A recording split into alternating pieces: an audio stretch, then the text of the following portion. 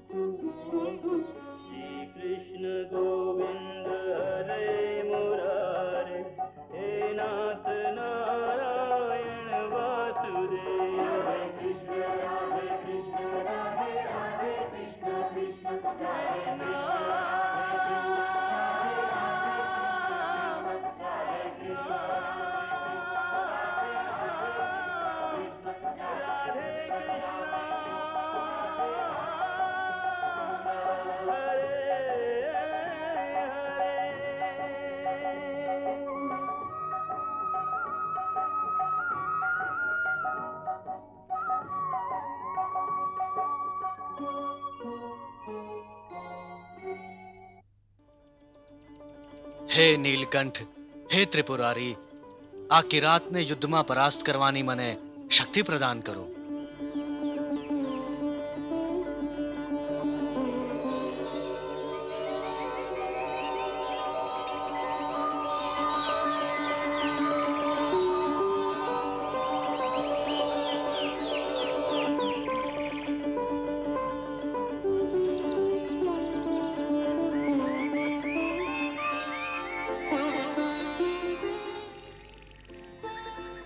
હે પાર્થ, મધુસૂદન, તમે?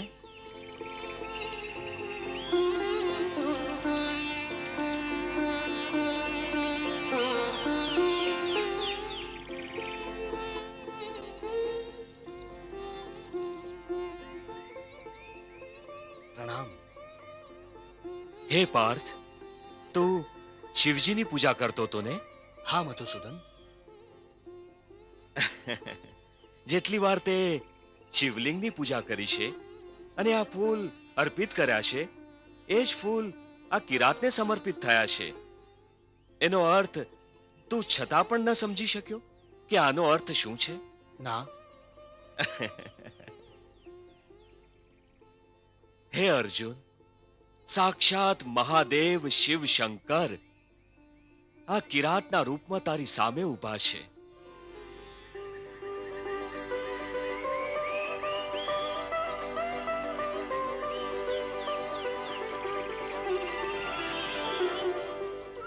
મને ક્ષમા કરી દો ભગવાન, મને ક્ષમા કરી દો. હું તમને ઓળખી ન શક્યો. મને ક્ષમા કરી દો અને આપના દિવ્ય રૂપના મને દર્શન આપો.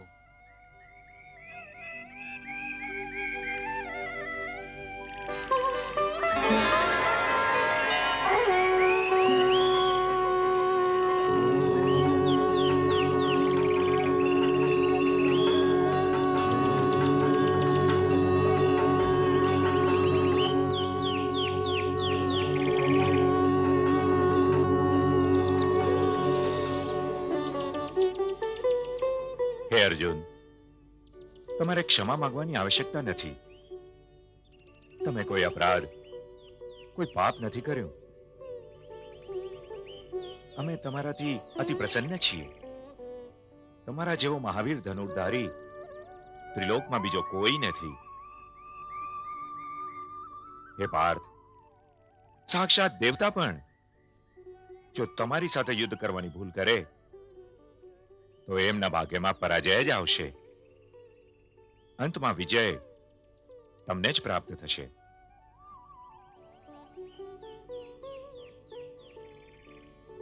હે પાર્થ, આથી અતિરિક્ત તમને શું જોઈએ?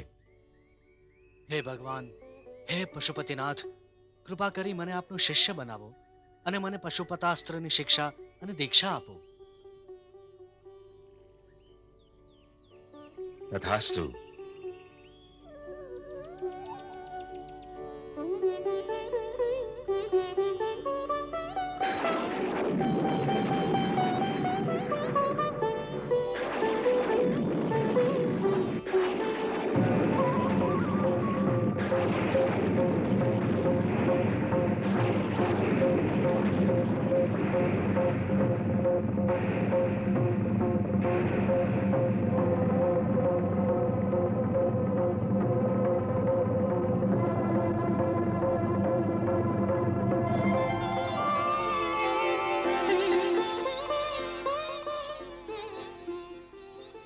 હે પાર્થ, તમે કેટલા ભાગ્યશાળી છો. સાક્ષાત પ્રભુ ભગવાન શ્રી કૃષ્ણ તમારા મિત્ર છે.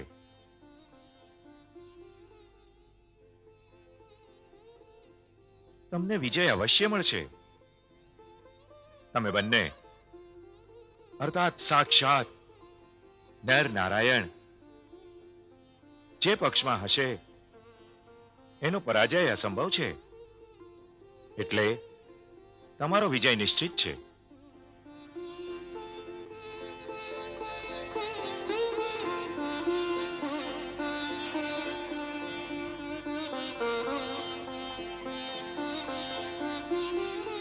પ્રભુ, મને આજ્ઞા આપો.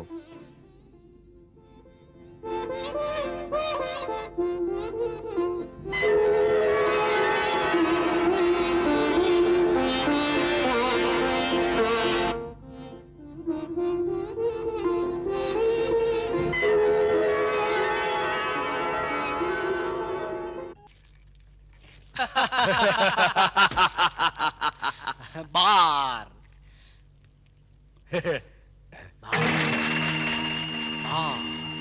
શું વાત છે મામાશ્રી?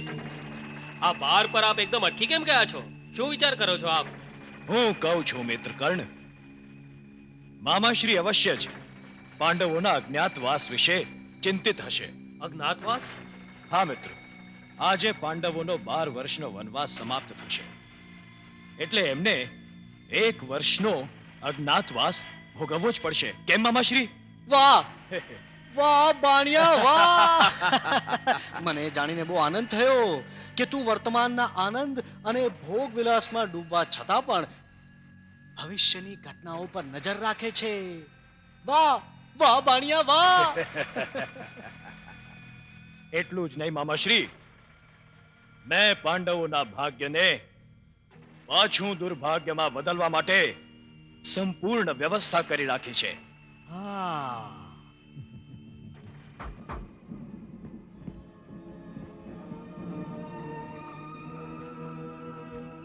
યુવરાજનો જય હો. ગુપ્તચરો, આજે પાંડવોના અજ્ઞાતવાસનો પહેલો દિવસ છે. જાઓ, એમને ચારે દિશાઓમાંથી શોધી કાઢો. દરેક શહેર, દરેક રાજ્ય, દરેક ગલીમાં એમને શોધો. જંગલ, બસ્તી, પહાડ, પર્વત, દરેક જગ્યાએ શોધો. આકાશ પાતાળ એક કરો. એ અવશ્ય જ કોઈ દરમાં ઉંદરની જેમ છુપાયા હશે. તમે એ દરમાં હાથ નાખીને એને ખેંચી કાઢો. બંધ કરી દો એમનો અજ્ઞાતવાસ. જાઓ.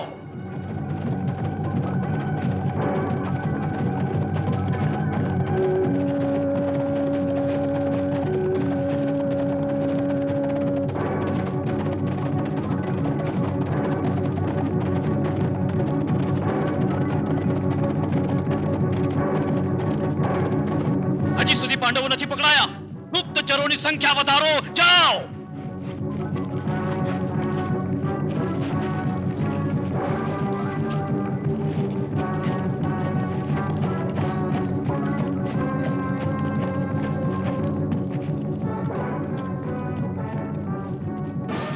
પાંડવો નથી મળતા. મામાશ્રી, હવે શું થશે? શું થશે? પાંડવ પાંડવ પાંડવ ક્યાં છુપાઈ ગયા એ સાપોલિયાઓ? હા,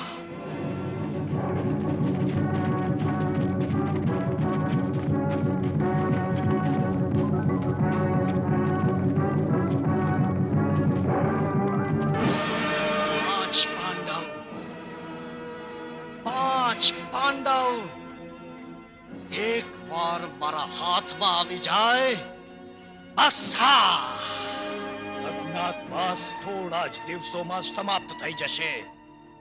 શું કરું? શું કરું? મિત્ર, મને તો લાગે છે કે પાંડવોને એમનું રાજ્ય પાછું સોંપવું જ પડશે. જોઈ લો.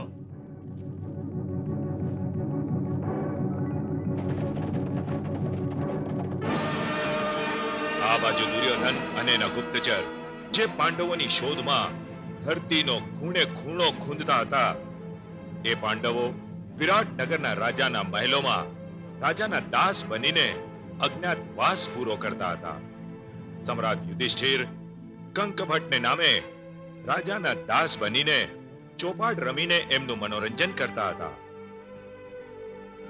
તો ગદાધારી ભીમસેન રાજમહેલના રસોડામાં બલ્લમ નામના રસોઈયા બનીને ભોજન તૈયાર કરતા હતા. ઉર્વશીના શ્રાપને લીધે અર્જુન 1 વર્ષ માટે નપુંસક થઈ ગયા હતા અને બૃહનલ્લા નામના નર્તક બનીને રાજકુમારી ઉત્તરાને નૃત્યની શિક્ષા આપતા હતા. નકુલ તંતિપાલ બનીને ઘોડાઓની ચંપી કરતા હતા અને સદેવ તંતુના નામથી ગોશાળામાં કામ કરતા હતા. અને સામ્રાજ્ઞી દ્રૌપદી સૌરંગરી બનીને મહારાણીના કેશનો શૃંગાર કરતા હતા. શું પાંડવ ન મળ્યા? તો પછી ક્યાં ગયા? એમને ધરતી ભરખી ગઈ કે પછી આકાશ એમને ગળી ગયું? એ એવી જગ્યાએ જઈને છુપાયા હશે જ્યાં તમે પહોંચી નથી શક્યા. અરે જાઓ, જઈને એમને શોધો. ધરતીનો ખૂણે ખૂણો શોધી કાઢો.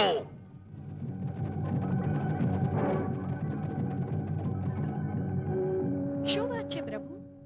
આજ આપ બહુ પ્રસન્ન દેખાવ છો. હા દેવી, આજે પાંડવોની 13 વર્ષોની પરીક્ષાનો અંત થઈ રહ્યો છે ને. બસ એટલે જ પ્રસન્ન છું.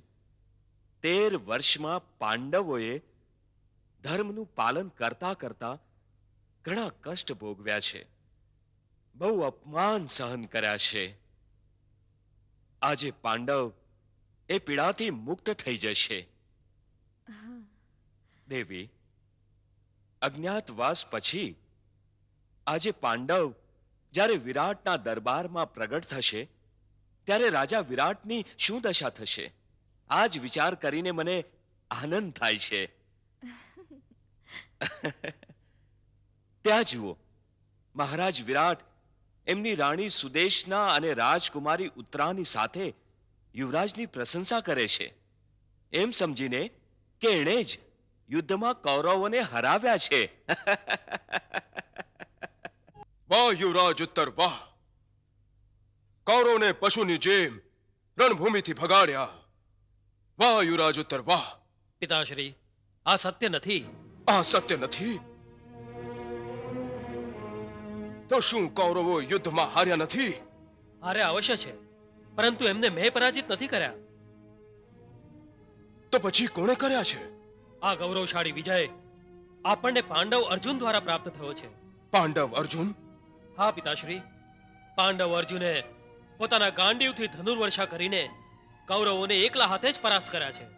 પરંતુ પાંડવ અર્જુન તો પોતાના ચારે ભાઈઓ અને પાંચાલી સહિત અજ્ઞાતવાસમાં છે. અજ્ઞાતવાસમાં છે નહીં પિતાશ્રી, હતા. અજ્ઞાતવાસનું 1 વર્ષ તો પાંચે પાંડવોએ દાસનો વેશ લઈને આ જ રાજમહેલમાં પૂરું કર્યું.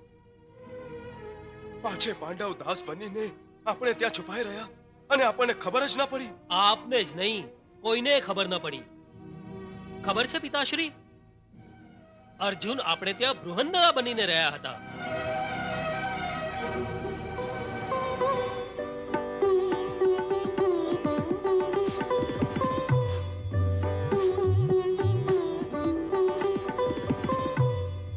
અને પિતાશ્રી, એ સર્વશ્રેષ્ઠ ગદાધારી ભીમ જ છે, જે આપણો રસોઈયો બલ્લવ છે. અને પરમ પ્રતાપી નકુલ તંતીપાલ બનીને ઘોડાઓની ચંપી કરતો રહ્યો.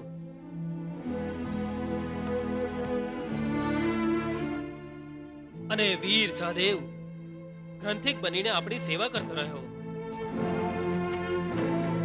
અને એ પાંચાલી દ્રૌપદી ક્યાં છે? અરે માતાશ્રી, એ જે આપની દાસી બનીને સેવા કરે છે એ બીજું કોઈ નહીં પણ સામ્રાજ્ઞી દ્રૌપદી છે.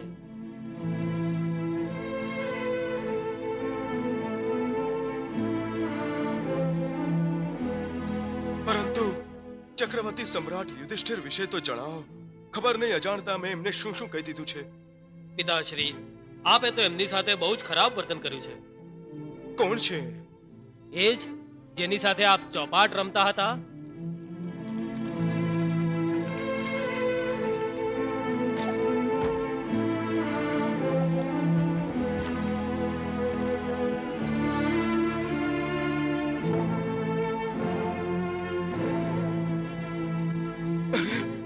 પેલો કંગભટ,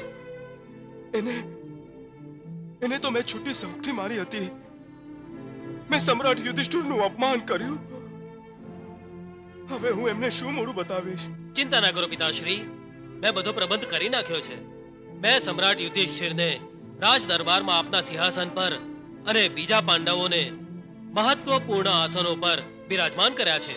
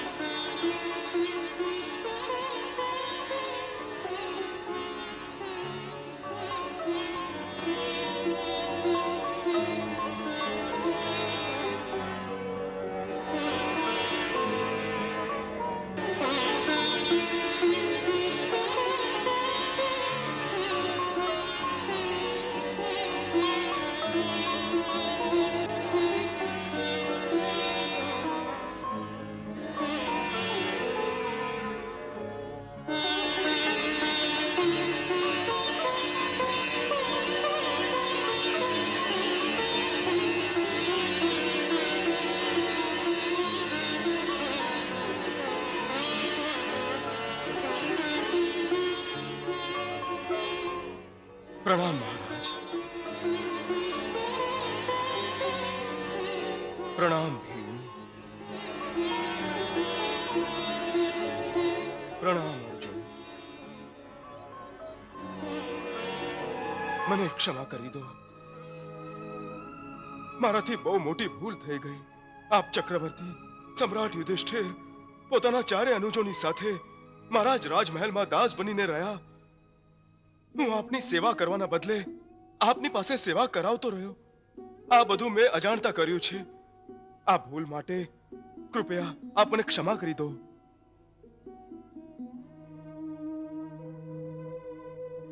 નહીં નહીં મહારાજ, નહીં. આપ શું કરો છો? અજાણતા થયેલી ભૂલ માટે ક્ષમા માંગો છો? અને આપે અમે ન ઓળખ્યા એ જ અમારા માટે સારું હતું. જો ઓળખી જાત તો અમારા માટે છુપાવવું બહુ જ અઘરું થઈ જાત અને અમે અજ્ઞાતવાસમાં પકડાઈ જાત. મહારાજ, વાર્તાલાપમાં હસ્તક્ષેપ નાખવા માટે ક્ષમા માંગુ છું. શું વાત છે પ્રતિહારી? દ્વારિકાધીશ શ્રી કૃષ્ણ આપને મળવા પધાર્યા છે.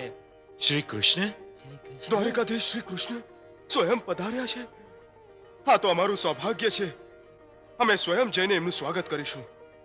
મહારાજ, હા, અમે પણ આપની સાથે આવશું. અવશ્ય.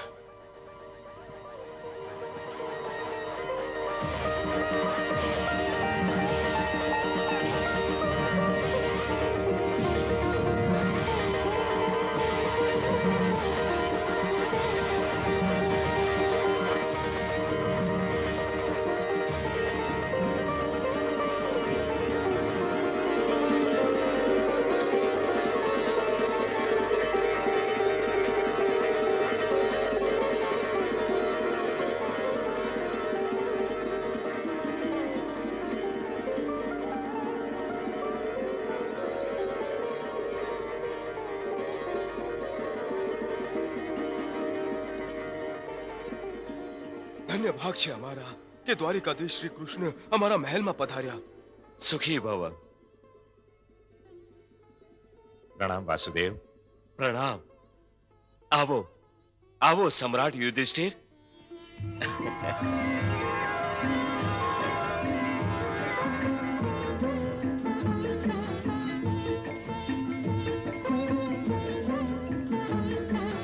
આવો.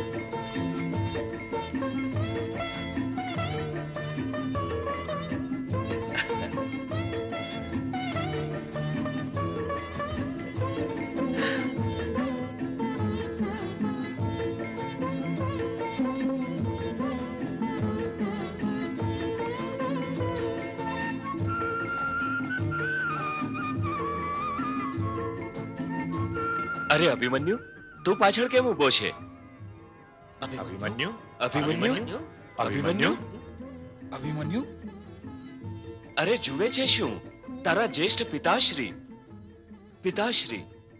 અને આ બધાને પગે નહીં પડે?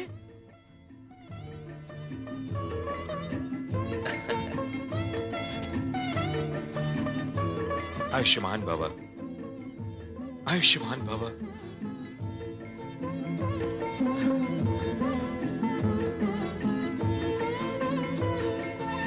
તેર વર્ષમાં તો તારી કાયા જ બદલાઈ ગઈ છે. જો તારા પિતાશ્રી તને મળવા કેટલા ઉત્સુક છે.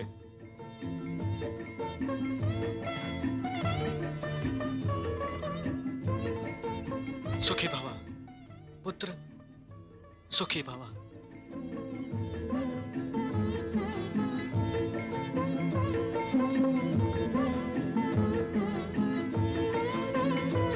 તારા ભીમ કાકાને નહીં મળે.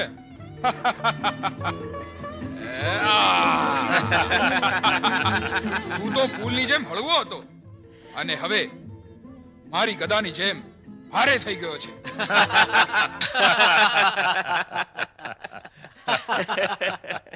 વાહ મોટા ભાઈ વાહ. આપ લોકોની ચતુરાઈની જેટલી પણ પ્રશંસા કરીએ ઓછી છે. કૌરવોએ આપને શોધી કાઢવાના દરેક સંભવ પ્રયાસ કર્યા, પરંતુ આપ લોકોએ પોતાના જુદા જુદા સ્વાંગ રચીને એમને દરેક વાર ભ્રમિત કરી નાખ્યા. જો સ્વાંગ ન રચત તો અવશ્ય પકડાઈ જાત અને અમારો અજ્ઞાતવાસ પણ ભંગ થઈ જાત વાસુદેવ. અને પાછું મહારાજ વિરાટના રસોઈયા બનીને હું એમને સ્વાદિષ્ટ જમણ કેવી રીતે જમાડી શકત અને એમની સેવા કેવી રીતે કરત? સેવા તો મારે કરવી જોઈતી હતી, પણ આ મારું દુર્ભાગ્ય હતું કે મેં અજાણતા આપ લોકો પાસે સેવા કરાવી. મહારાજ, આપ તો આપને વ્યર્થ જ દોષ આપો છો. અરે જે કંઈ પણ થયું એ સારું જ થયું છે. તો પણ પાંડવોનો આ સેવા ભાવ મારા પર ઋણ છે. સમજાતું નથી એને કેવી રીતે ચૂકવું. હા, એક ઉપાય સમજાય છે. જો મહારાજ યુધિષ્ઠિર અને નાને મોઢે મોટી વાત ન સમજે તો બોલું. મહારાજ, એમાં સંકોચની શું વાત છે? અને નાના મોટાનો પ્રશ્ન જ ક્યાં ઉભો થાય છે? આપ તો સદા અમારે માટે જ્યેષ્ઠ અને આદરણીય જ રહેશો. હું તો કેવળ વિનંતી કરવા માંગુ છું કે આપ મારી પુત્રી ઉત્તરાનો ચક્રવર્તી પરિવારમાં સ્વીકાર કરી લો.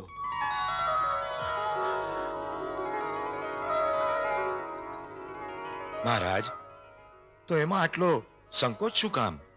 મારી દીકરી ઉત્તરા અર્જુન પાસે નૃત્યની શિક્ષા લઈ રહી છે. જો એ બંનેનો વિવાહ થઈ જાય તો સારું થાય. આ તો બહુ જ સારી વાત છે. મને આપનો પ્રસ્તાવ મંજૂર છે. પરંતુ મને સ્વીકાર નથી.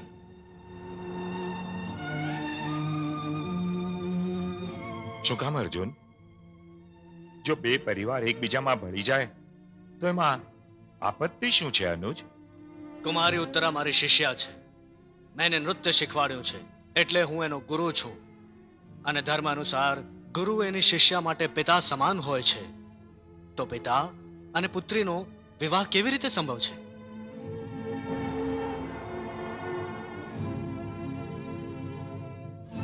અર્જુન બરાબર કહે છે, આ વિવાહ ઉચિત નથી.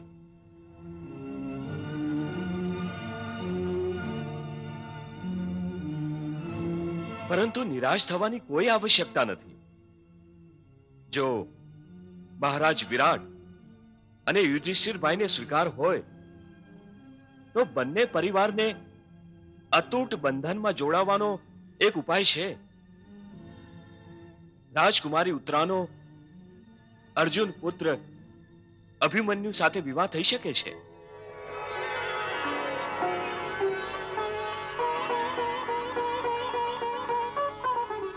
જો મહારાજ યુધિષ્ઠિર ઉત્તરાને પોતાની પુત્રવધુ સ્વીકાર કરે તો એ મારું સૌભાગ્ય હશે. મહારાજ, મને આ સંબંધ સ્વીકાર છે. અમને પણ સ્વીકાર છે.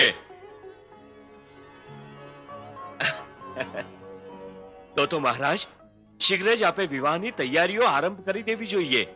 આ શુભ કામમાં મોડું ન થવું જોઈએ. અવશ્ય વાસુદેવ, અવશ્ય. તૈયારી તો અમારે પણ કરવી છે. કૃષ્ણ, હું ઈચ્છું છું કે અભિમન્યુ અને રાજકુમારી ઉત્તરાના વિવાહ પિતામહ અને જ્યેષ્ઠ પિતાશ્રી ધૃતરાષ્ટ્રના આશીર્વાદની છત્રછાયામાં થાય. આ તો ઘણો શુભ વિચાર છે. કૌરવને હાથે આટલું કષ્ટ સહ્યા ઉપરાંત પણ ધર્મરાજ એમનો ધર્મ નથી ભૂલ્યા. અને આ વિવાહના શુભ અવસર પર એમના જ્યેષ્ઠોને યાદ કરે છે. પરંતુ આપણે એ પણ જોવું પડશે કે કૌરવોના મનમાં પાંડવો પ્રતિ હજી પણ દ્વેષની ભાવના છે કે નહીં. અભિમન્યુના વિવાહ અને મને નિમંત્રણ? મામાશ્રી, લાગે છે કે પાંડવો ગાંડા થઈ ગયા છે. બાણિયા, પાંડવો તો ગાંડા જ છે. અરે, પોતાના શત્રુને તે કોઈ નિમંત્રણ મોકલે છે? મોકલે છે મામાશ્રી, મોકલે છે. પરંતુ એ નિમંત્રણ યુદ્ધ ભૂમિમાં આવવા માટે હોય છે, લગ્ન મંડપમાં આવવા માટે નહીં. પુત્ર દુર્યોધન, તું ઉચિત નથી બોલતો. હું જોઈ રહી છું કે પાંડવોને વનવાસ મોકલ્યા પછી પણ તારા મનમાં એમને માટે દ્વેષ અને કલહ છે. એ અમારા સંબંધી છે, અમે એ કેવી રીતે ભૂલી શકીએ? ના ગાંધારી, ના. પાંડવો કૌરવોના સંબંધી હતા, પરંતુ હવે નથી. હવે તો કૌરવો અને પાંડવોની વચ્ચે કેવળ એક જ સંબંધ બચ્યો છે, અને એ અતૂટ સંબંધ છે શત્રુતાનો સંબંધ. મામાશ્રી બરાબર કહે છે માતાશ્રી. અરે, અમે તો છીએ રાજા, તો પછી એ ભિખારીઓ સાથે અમારો શો સંબંધ હોઈ શકે છે? નહીં પુત્ર, આવું કેવું ઉચિત નહીં થાય. ઠીક છે, 13 વર્ષ પહેલા યુદ્ધમાં એ બધું હારીને નિર્ધન બની ગયા હતા, પરંતુ અજ્ઞાતવાસ પછી હવે આપણે એમનું રાજપાટ પાછું આપવું પડશે. નહીં માતાશ્રી, નહીં. અમારી ઈચ્છાની વિરુદ્ધ જ્યારે અખંડ હસ્તિનાપુરના ભાગલા પડ્યા હતા તો અમારા હૃદયના ટુકડે ટુકડા થયા હતા. અમે ભાગલાના ઇતિહાસને બદલીને એક જ દેશના ટુકડાને જોડીને નવો ઇતિહાસ રચ્યો છે. નવો ઇતિહાસ. અને આપ એને ફરીથી ખંડિત કરવા માંગો છો? નહીં માતાશ્રી. હસ્તિનાપુરના ફરીથી ટુકડા કરીને હું પાંડવોને ઇન્દ્રપ્રસ્થ પાછું નહીં આપું, પાછું નહીં આપું. પુત્ર દુર્યોધન, તારી આ હઠથી મને ભય લાગે છે. આવી રીતે તો તું વિનાશને આમંત્રણ આપે છે, યુદ્ધનો માર્ગ અપનાવે છે તું. અમે યુદ્ધથી ડરીએ છીએ શું? જો પાંડવોએ અમારી સાથે અથડાવવાની કોશિશ કરી તો યુદ્ધ અવશ્ય થશે, અવશ્ય થશે. જો દુર્યોધનની તલવાર યુદ્ધ માટે ઉત્સુક હોય તો મારી પણ તલવાર એની સાથે યુદ્ધ કરવા માટે તરફડે છે. કૌરવોએ ભરી સભામાં મારી પુત્રી દ્રૌપદીનું જે અપમાન કર્યું છે એનો પ્રતિશોધ લેવા માટે પાંચાલ રાજ્યની દરેક તલવાર 13 વર્ષથી સૂતી નથી.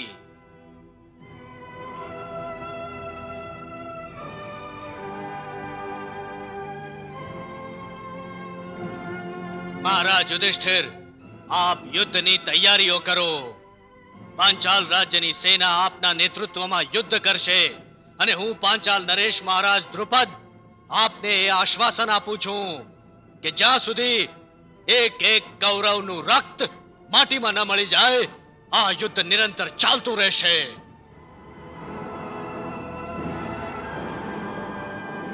દ્રૌપદી મારી બેન છે અને મારી બેનની લાજ પર હાથ નાખીને કૌરવોએ મને લલકાર્યો છે. મારી બેનની રાખડીના સમ છે. જ્યાં સુધી હું ધૃષ્ટદ્યુમ્ન કૌરવોના નિર્લજ હાથોને કાપી નહીં નાખું ત્યાં સુધી દ્રૌપદીના અપમાનનો બદલો પૂરો નહીં થાય.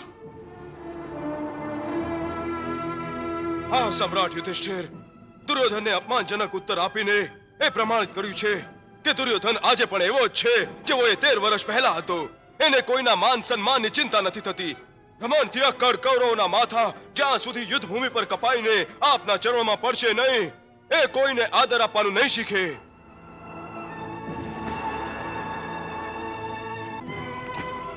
હું પણ મારી બંને પ્રતિજ્ઞાઓ પૂરી કરવા માટે યુદ્ધની પ્રતીક્ષા કરું છું. ભ્રાતાશ્રી, આપ યુદ્ધની આજ્ઞા આપો. નહીં ભીમ, નહીં. નહીં,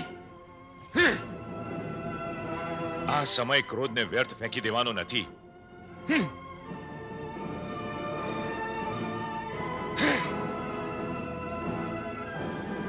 આ સમય તો રાજકુમારી ઉત્તરા અને અભિમન્યુના વિવાહનો છે. સમ્રાટ યુધિષ્ઠિર, વિવાહ ટળી પણ શકે છે પરંતુ યુદ્ધ નહીં.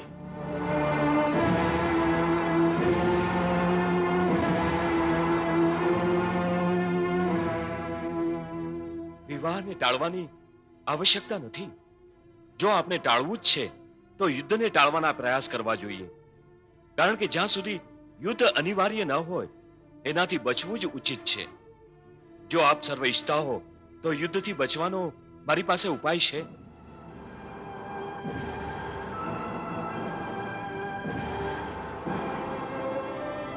એ શું ઉપાય છે મધુસૂદન? શાંતિનો પ્રયાસ. મધુસૂદન, વિવાહના આમંત્રણ પર દુર્યોધને આપણને ભિખારી સમજીને ઉત્તર આપ્યો છે. શું એથી એ વાત સ્પષ્ટ નથી કે એ ભ્રાતાશ્રીને સમ્રાટ તો શું રાજા માનવા પણ તૈયાર નથી? બીજા શબ્દોમાં એ અમને અમારું રાજ્ય પાછું આપવા જ નથી માંગતો. તો પણ અમે કૌરવો પાસેથી શાંતિની અપેક્ષા રાખીએ. શું આ ઉચિત છે? દુર્યોધનના મનમાં ખોટ છે એનું આપ સૌએ એકદમ સાચું અનુમાન કર્યું છે. દુર્યોધન સંધિ અનુસાર પાંડવોને ઇન્દ્રપ્રસ્થ પાછું નહીં આપે. તો ભલે, પહેલા વિવાહ થઈ જાય એ પશ્ચાત અમે અમારી માંગણી લઈને દૂતને હસ્તિનાપુર મોકલીશું.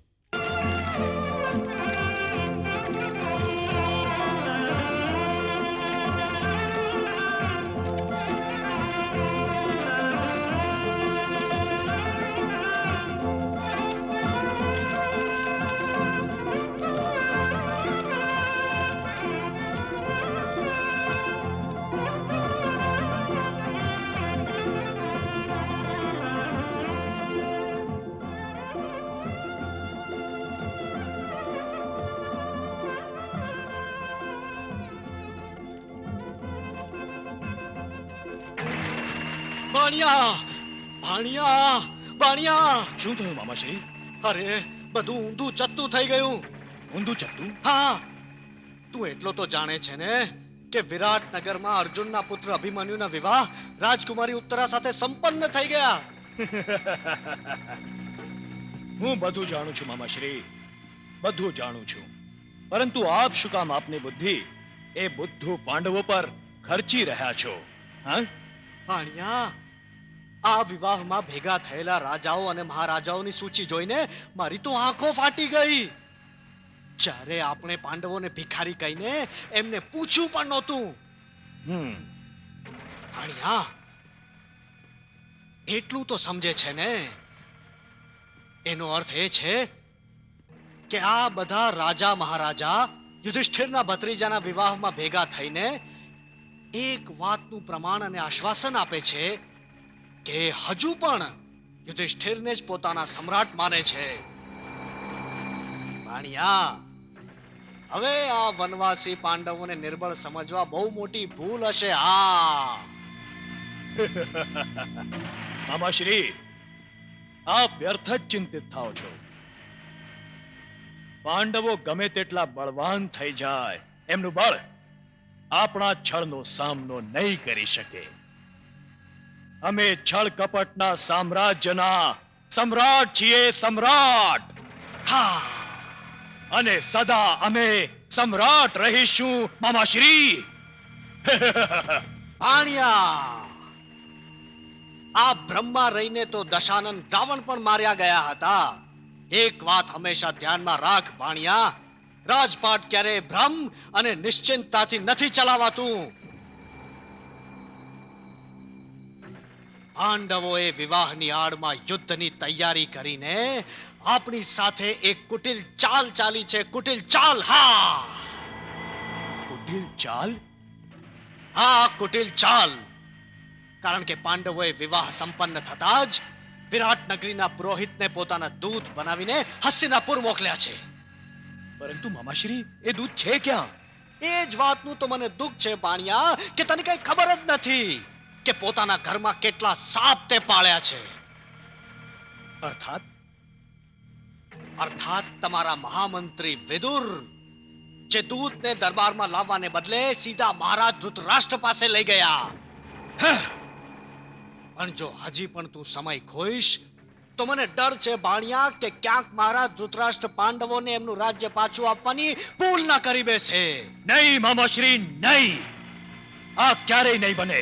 હા, હું પાંડવોને એમનું રાજ્ય ક્યારેય પાછું નહીં આપું. મહારાજ ધૃતરાષ્ટ્ર, આપ આમ પાંડવો માટે કેવળ હસ્તિનાપુરના રાજા જ નહીં, અમારા જ્યેષ્ઠ પિતાશ્રી પણ છો. એટલે સંધિ અનુસાર અમે અમારા અધિકાર અને ઇન્દ્રપ્રસ્થને પાછું આપવાની માંગણી હસ્તિનાપુરના મહારાજને કરીએ છીએ. અને અમારા જ્યેષ્ઠ પિતાશ્રીને એ નિવેદન પણ કરીએ છીએ કે અમારા રાજ્ય સહિત અમારા અધિકાર પણ અમને પાછા આપવાની કૃપા કરશો. કદાપી નહીં. માતાશ્રી, આપ કયા અધિકારની વાત કરી રહ્યા છો? એ જ અધિકાર જેનું જો 13 વર્ષનું વ્યાજ જોડવામાં આવે તો પણ મૂળધનથી વધારે જ થશે. મહારાજ, પાંડવો પોતાનું રાજપાટ જીવનભર માટે નહોતા હાર્યા. દ્યુતની શરતો અનુસાર 13 વર્ષ પછી પાંડવોને એમનો અધિકાર વગર માંગે પાછો આપવો જોઈએ. આ તો પાંડવોનો શિષ્ટાચાર છે કે હવે એમણે આપ પાસે એમનો અધિકાર માંગ્યો છે. ભિખારી માંગ્યા કરે છે કેમ કે એમનામાં છીનવવાનું સાહસ નથી હોતું, અને આપવા વાળા ભિક્ષામાં એને ચંદ ટુકડાઓ જ આપે છે, રાજપાટ નહીં. પાંડવોને તો અમે ઇન્દ્રપ્રસ્થ તો શું, ઇન્દ્રપ્રસ્થનો નકશો પણ નહીં આપીએ જેને જોઈને એ પોતાના મનને મનાવી શકે. દુર્યોધન, આ તું શું કહે છે? પાંડવો આખરે આપણા પોતાના છે. ક્ષમા કરજો માતાશ્રી, ક્ષમા કરજો. હું આપના અને પિતાશ્રીના કોમળ અને નિર્મળ હૃદયથી પાંડવો પ્રતિ આ જ સ્નેહને કાઢવાની ચેષ્ટા કરું છું, જે વારંવાર આપણા હિત અને ભલાઈની વચ્ચે આવે છે. એક વાર તો પિતાશ્રીએ હાથમાં આવેલું રાજ્ય પાછું આપી દીધું, હવે હવે એ જ ભૂલ આપ કરી રહ્યા છો. નહીં પુત્ર, પાંડવોનો સ્નેહ નહીં, પરંતુ તારો આ સ્નેહ અમને આડો આવે છે, અમને ધર્મ સંકટમાં નાખી દે છે. પિતાશ્રી, પાંડવોએ દ્યુત રમીને મારી સાથે આ રાજપાટ હાર્યું હતું, એટલે જીતેલા ઇન્દ્રપ્રસ્થનો કેવળ હું સ્વામી છું, હું, કોઈ બીજું નહીં. જો એમને ઇન્દ્રપ્રસ્થ જોઈએ છે તો એ મારી પાસે માંગે, પરંતુ હું એટલો મૂર્ખ નથી કે ભિખારીઓને રાજપાટ દાન કરતો ફરું. જો પાંડવોમાં સાહસ છે તો એમણે મારી સાથે યુદ્ધ કરવું પડશે. હવે કેવળ યુદ્ધ જ પાંડવોને એમનું રાજ્ય પાછું અપાવી શકશે. કેવળ યુદ્ધ જ. યુદ્ધ, યુદ્ધ, યુદ્ધ. હવે માત્ર યુદ્ધ થશે, બીજું કઈ નહીં. જો દુર્યોધનને યુદ્ધનો બહુ શોખ હોય, પોતાના મૃત્યુની બહુ ઈચ્છા હોય, તો અમે એની મનોકામના અવશ્ય પૂરી કરીશું. હા, અમે એના યુદ્ધના લલકારનો સ્વીકાર કરીએ છીએ. દૂત મોકલીને અમે અમારું બહુ અપમાન કરાવ્યું છે, પરંતુ હવે ઈંટનો જવાબ પથ્થરથી આપવાનો સમય આવી ગયો છે. કૌરવ પાસે અમે અમારા એક અપમાનનો બદલો લઈશું. ભીમસેન બરાબર કહે છે. દુર્યોધન વાતોથી સીધા રસ્તે આવવાનો નથી.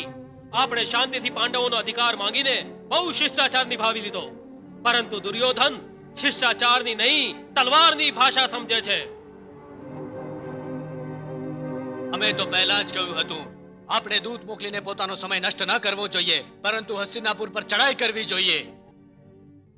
હું જોઉં છું કે આપ લોકોનો આ વિચારોનો એક એક શબ્દ ક્રોધની અગ્નિમાં લપેટાયેલો છે. યદ્યપિ આપનો ક્રોધ ઉચિત છે, પરંતુ એ પ્રગટ કરવાનો સમય ઉચિત નથી. ક્રોધમાં એક શક્તિ છે જેને આપણે યુદ્ધ ભૂમિ માટે સંભાળીને રાખવી જોઈએ, અને યુદ્ધની પહેલા ધર્મ અનુસાર આપણે એક અંતિમ ઉપાય કરીને જોઈ લેવો જોઈએ. ધર્મ મનુષ્યને વિનાશના પથ પર આગળ વધતા રોકવાનો પ્રયાસ કરે છે, અને હજુ શાંતિની આશાના બધા દ્વાર બંધ નથી થયા. કેશવ, શાંતિના દ્વાર? અમને તો કેવળ યુદ્ધના દ્વાર જ ખુલ્લા દેખાય છે.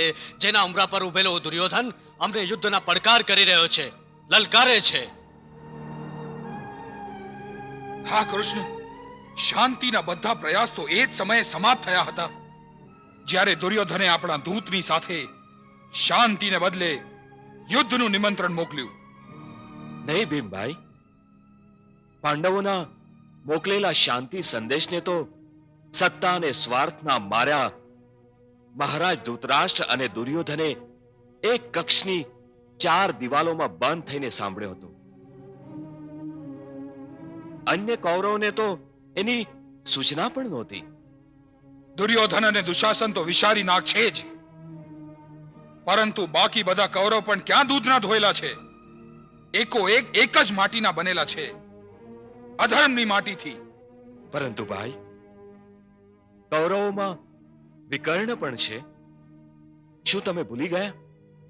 દ્રૌપદીના વસ્ત્રાહરણ સમયે એણે કૌરવોની ભરી સભામાં ઊભા થઈને ધર્મ અને સત્તાનો પક્ષ લીધો હતો.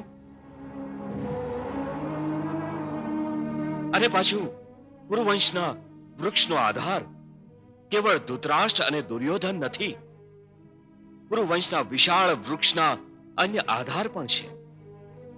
અને અમારો પક્ષ એમની સન્મુખ કૌરવોની ભરી સભામાં રાખવાનો છે. એમની પાસે જ આપણે પાંડવોનો અધિકાર માંગવાનો છે. કૃષ્ણ, હવે તમે જ કહો કે આપણે આગલું પગલું શું ભરવું જોઈએ? મારા વિચારે તો આપણે પાંડવો તરફથી એક વધારે શાંતિદૂત હસ્તિનાપુર મોકલવો જોઈએ. દ્વારિકાધીશની વાત સાચી છે. શાંતિદૂત આપણે અવશ્ય મોકલવો જોઈએ. આ સંબંધમાં મારા વિચાર પ્રમાણે તો આપણે કોઈ દૂતને નહીં, પરંતુ એવા કોઈ મહત્વપૂર્ણ વ્યક્તિને દૂત બનાવીને મોકલવો જોઈએ જે ધર્મ શાસ્ત્ર અને રાજનીતિમાં નિપુણ હોય, સમસ્ત કૌરવ જેનો આદર અને સન્માન કરતા હોય. મધુસૂદન, મારી દ્રષ્ટિમાં તો કેવળ તમે જ છો જેનું કૌરવો સન્માન કરે છે અને તમારાથી ડરે પણ છે. દુર્યોધન કે અન્ય કૌરવ તમારી સામે માથું ચકવાની ચેષ્ટા નહીં કરે, અને છતાં પણ એ છળ કપટનો ટેકો લઈને કોઈ ષડયંત્ર રચવા માંગે તો તમે એમના ષડયંત્રનો વળતો જવાબ આપી શકો છો. શાંતિ દૂત. વાહ કૃષ્ણ વાહ! રણભૂમિમાં શત્રુઓને પોતાના ચરણો પર નાક રગડવા વિવશ કરી દેનારા કૃષ્ણ હવે શાંતિ દૂત બનીને જશે, અને એ પણ પેલા આંધળા અને બહેરા અને મૂંગા લોકોની સભામાં, જે ન તો સત્ય સાંભળી શકે છે અને ન તો સત્ય બોલી શકે છે.